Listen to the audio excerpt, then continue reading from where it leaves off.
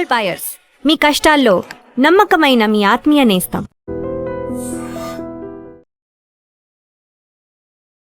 ప్రపంచం అంతా గడగడలాడిస్తున్న Ebola virus అనేది ఇప్పుడు తెలంగాణలో హైదరాబాద్ లో ఉందా లేదా అనే కన్ఫ్యూజన్స్ నమోదైంది. 2 సస్పెక్టెడ్ కేసులు అయితే రావడం జరిగింది. సో గాంధీ హాస్పిటల్ తరలించారు అని చెప్పేసి న్యూస్ వచ్చింది. సో అంటే ఎబోలా ఎందుకు అంత డేంజర్ అంటే, ఎబోలా ఒక వ్యక్తి నుంచి మరో వ్యక్తికి సోకడంలో అంత కష్టం, అంటే చాలా కష్టం. బట్ అంత ఈజీగా ఏం రాదు. కానీ ఒక్కసారి వచ్చిందంటే దాని సిమ్టమ్స్ అవన్నీ ఒక నార్మల్ ఫీవర్ ఏ విధంగా ఉంటుందో, నార్మల్ టైఫాయిడ్, మలేరియా ఇలాంటివి, ఇన్ఫ్లుయెంజా ఇలాంటి ఏ డిసీజెస్, సింపుల్ డిసీజెస్ ఉంటాయో వాటికి సంబంధించిన సిమ్టమ్సే కనిపిస్తుంటాయి. సో మోస్ట్లీ గుర్తుపట్టడం చాలా కష్టం. ఇది కొంచెం ముదిరిందంటే కళ్ళల్లో నుంచి, చెవుల్లో నుంచి ఇక్కడ బ్లడ్ రావడం, ఇంటర్నల్ ఆర్గాన్స్ లో బ్లీడింగ్ అవడం జరుగుతుంది. సో అందుకే అది చాలా డేంజర్. ఇది మనుషుల నుంచి సలైవా ద్వారా కానీ ఫ్లూయిడ్స్ ద్వారా చేరే అవకాశం ఉంది మోస్ట్లీ. సో అంత ఈజీగా ఏం రాదు. బట్ వచ్చిందంటే మాత్రం చాలా డేంజరస్. దీనికి వ్యాక్సిన్ లేదు, కనుక్కోవడానికి కూడా ట్రై చేస్తున్నారు. అది ఇక్కడ ఉందా లేదా, అసలు గాంధీ హాస్పిటల్ కి ఇలాంటి కేసులు నమోదయ్యాయా లేదా అని చెప్పేసి ఒకసారి తెలుసుకునే ప్రయత్నం అయితే చేద్దాము. లోపలికి వెళ్ళి డాక్టర్ గారితో కూడా ఒకసారి మాట్లాడే ప్రయత్నం చేద్దాము. సో సస్పెక్టెడ్ కేసులు అని చెప్పేసి సోషల్ మీడియాలో సర్క్యులేట్ అవుతుంది. ఒకవేళ వచ్చిందంటే మాత్రం చాలా జాగ్రత్తలు తీసుకోవాలి. అంత ఈజీగా బయట రద్దీ గల ప్లేసుల్లో తిరగకుండా అలాంటి కొన్ని జాగ్రత్తలు తీసుకోవాలి. ఎప్పటికప్పుడు హ్యాండ్ వాష్ చేసుకుంటూ, శానిటైజర్ యూస్ చేసుకుంటూ ఉండాలి. మాస్క్ డెఫినెట్లీ పెట్టుకోవాలి. ఎందుకంటే ఇలాంటి వైరస్లు ఒక్కసారి సోకిందంటే బతకడం చాలా కష్టం. ఎందుకంటే ఆ ఇమ్యూనిటీ పవర్ కూడా చాలా ఉండాలి. సో ఇలాంటి జాగ్రత్తలు తీసుకుంటే మేబీ అవాయిడ్ చేయొచ్చు. ఒకసారి డాక్టర్ గారిని అడిగి తెలుసుకునే ప్రయత్నం చేద్దాము. నిజంగానే ఉందా లేదా, ఆ సస్పెక్టెడ్ అసలు ఎన్ని రోజుల్లో బయటపడే అవకాశం ఉంది ఏంటి అని చెప్పేసి. డాక్టర్ గారి దగ్గర అయితే ఉన్నాము మనము. గాంధీ హాస్పిటల్ కి ఎబోలా కేసెస్ ఒక 2 వచ్చాయని చెప్పేసి న్యూస్ వస్తుంది. అసలు నిజంగానే వచ్చాయా లేదా, ఏంటి వచ్చిన తర్వాత అసలు ఇక్కడ జనాలు ఎలాంటి జాగ్రత్తలు తీసుకోవాలి, ఎలాంటి జాగ్రత్తలు పాటిస్తే అది మనం కంట్రోల్ చేయగలము అని మొత్తం తెలుసుకునే ప్రయత్నం చేద్దాము. Hi sir. నమస్తే అండి. సరే, ఏంటి సార్, సోషల్ మీడియాలో ఇప్పుడు గాంధీ హాస్పిటల్లో ఎబోలా వచ్చిందని చెప్తున్నారు కేసెస్ అనేవి. ఓకే. ప్రపంచం అంతా ఎంత ఇబ్బంది పడుతుందో ఎబోలా వల్ల మనం క్లియర్ గా చూసాం. అది ఎంత డేంజరస్ వైరస్ కూడా. అవునండి.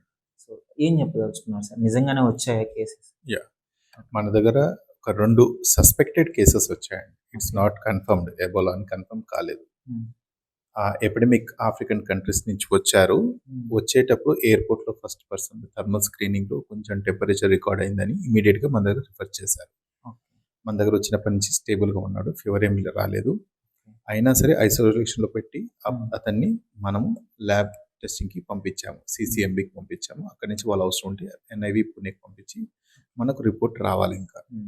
అండ్ సెకండ్ కేసు అది కూడా ఒక ప్రైవేట్ హాస్పిటల్ నుంచి వాళ్ళు సమ్ అదర్ రీజన్ లో అక్కడ క్వారంటైన్ లో ఉంటే అక్కడ ఫీవర్ వస్తే ఎబోలా ఉండొచ్చు అనే అనుమానంతోనే మన దగ్గర పంపించారు. సో 2 ఉన్నారు మన దగ్గర. వాళ్ళిద్దరు ఇంకా ఎబోలాని కన్ఫర్మ్ అవ్వలేదు. టెస్ట్ పంపించాం, ల్యాబ్ రిపోర్ట్స్ వెయిటింగ్. అనుమానంతోనే జస్ట్ ముందు జాగ్రత్త చర్యగా మనం ఐసోలేషన్ పెట్టి జాగ్రత్తలు తీసుకుంటున్నాం. ఎన్ని డేస్ తర్వాత బయటపడే అవకాశం ఉంది సార్ ఈ వైరస్ అనేది? అంటే అలా ఏముండదండి. ఎక్స్పోజ్ అయినప్పటి నుంచి 2 నుంచి 21 డేస్ లోపు ఎప్పుడైనా రావచ్చు. సో అందుకే ఎప్పుడైనా ఎవరైనా అనుమానం ఉంటే, పలానా ఏరియా నుంచి వచ్చి, ఎండమిక్ ఏరియా నుంచి వచ్చి అనుమానం ఉంటే ఖచ్చితంగా 21 days home isolation, home quarantine అంటాం, పెడతాం. అట్లా అంటే ఇది సిమ్టమ్స్ అన్ని ఎలా ఉంటాయంటే జనరల్ గా మన డెంగ్యూ, మలేరియా జనరల్ ఫీవర్ లాగానే వైరల్ ఫీవర్ ఉంటుంది. Headache, body pains, vomitings, loose stools, తర్వాత acute pain, abdomen, unexplained bleeding manifestation, అంటే బ్లడ్ రావడం, చిగుళ్ళకి వెళ్ళి అక్కడికి వెళ్ళి ముక్కులకి వెళ్ళి బ్లడ్ రావడం, ఇలాంటి లక్షణాలు ఉంటాయి అన్నమాట. అంటే ఈ బ్లడ్ రావడం అనేది ఏదైతే ఉందో స్టార్టింగ్ రాగానే 2-3 డేస్ లో వస్తుందా, ఏమన్నా కొంచెం లేదు సివియర్ అయినప్పుడు? సివియారిటీ పెరిగే కొద్దీ లక్షణాలు పెరుగుతూ ఉంటాయి అన్నమాట. స్టార్టింగ్ నుంచి ఉండదు. ఫస్ట్ మామూలు అన్ని జ్వరాలకి జ్వరం వస్తుంది. మరి గుర్తించడానికి ఎలా సార్? ఇప్పుడు మనకి ఓకే సిటీలో అవేర్నెస్ ఉంటుంది, విలేజెస్ లో మోస్ట్లీ చాలా మందికి అవేర్నెస్ ఉండదు. అంటే యూజువల్లీ ఎబోలా అనేది మన ఇండియాలో లేదండి. ఇది వేరే జంతువుల నుంచి మనుషులకు సోకి ఇప్పుడు మనుషుల నుంచి మనుషులకు వస్తుంది. ఇది ముందు అక్కడ ఆఫ్రికన్ కంట్రీస్ లో ఇప్పుడు అక్కడ ఎపిడమిక్ అయ్యి వస్తుంది. ఈ మధ్య మోడ్ ఆఫ్ ట్రాన్స్పోర్టేషన్ ఎక్కువ, అక్కడ కంట్రీ నుంచి మన దగ్గరకు వచ్చేటప్పుడే మనకు సోకే అవకాశాలు ఎక్కువ ఉంటాయి. ఎయిర్పోర్ట్స్, షిప్స్ ఎలా ఉంటాయో, ఇంటర్నేషనల్ ట్రావెల్స్ ఉంటాయో అక్కడి నుంచి వస్తారు. అందుకే government of India and government of Telangana ముందు జాగ్రత్తగా ప్రికాషన్స్ తీసుకుంటూ ఎయిర్పోర్ట్ లో స్క్రీనింగ్ చేస్తున్నారు. ఆ స్క్రీనింగ్ విధానంలోనే టెంపరేచర్ రికార్డ్ అయ్యి పలానా చోటు నుంచి ఏరియా నుంచి వచ్చాడు అనే అనుమానంతోనే మనకు ఫస్ట్ కేసు వచ్చింది హైదరాబాద్కి. ఇమీడియట్గా మందరు పంపించారు. అన్ని జాగ్రత్తగా ప్రికాషన్స్ తీసుకుంటూ ఐసోలేషన్ రూమ్లో పెట్టి మనం అతనికి టెస్టింగ్ చేస్తున్నాము. పంపించాము రిపోర్ట్. వెయిటింగ్ మోస్ట్లీ ఈ డే 1 డేలో వచ్చేస్తుంది. Okay sir. ఒక 2 డేస్లో బయటపడే ఛాన్స్. బయటపడిపోతుంది. సెకండ్ కేసు కూడా అది మనం పంపించేస్తాం శాంపుల్. వచ్చాక మనం అప్పుడు పాజిటివ్ వస్తేనే అది ఎబోలా వచ్చినట్టు. అవును. అంతవరకు ఎబోలా మనకు లేదు. అంటే అనుమానమే. మీడియా సోషల్ మీడియాలో సర్క్యులేట్ అవుతుంది. అది జస్ట్ అనుమానమే. మీరు అంత భయభ్రాంతులు అవ్వాల్సిన అవసరం లేదు.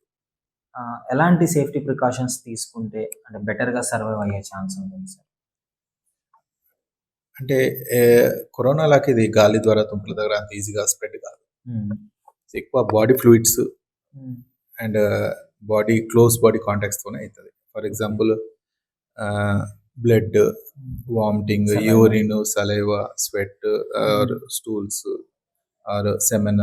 సో పట్టుకుంటేనే వచ్చే ఛాన్సెస్ ఎక్కువ ఉన్నాయి. టచ్ అయితేనే. పట్టుకుంటే కూడా నో నీడ్ టు వరీ అండి. జస్ట్ స్వెట్ పట్టుకున్నాగానే రాదు. ఫర్ ఎగ్జాంపుల్ ఒక 100 రూపీస్ నోట్ చేంజ్ చేసుకున్నాం చేతి ద్వారా చేతి, అలా సోకదు. అది క్లోజ్ కాంటాక్ట్ ఏమైనా ఉండాలి. అంటే ఆ పర్సన్ స్వెట్ మన సపోజ్ ఏలు కట్ అయ్యి ఉందో లేదా స్కిన్ బ్యారియర్ బ్రేక్ అయ్యి ఉందో, బ్యారియర్ బ్రేక్ అయినప్పుడు కాంటాక్ట్ అవుతుంది చూడండి, అప్పుడే స్ప్రెడ్ అయ్యే అవకాశం ఉంటుంది. So personal hygiene, respiratory hygiene, repeated hand washings, చిన్న చిన్న ప్రికాషన్స్ తీసుకొని కొంచెం మంచి చేస్తే you don't need to worry అండి. అంటే రావడంలో డేంజర్ లేదు కానీ వచ్చిన తర్వాత డెఫినెట్లీ మార్టాలిటీ వేరే దానికన్నా దీనికి కొంచెం ఎక్కువ ఉంది. Thank you sir. Thank you అండి.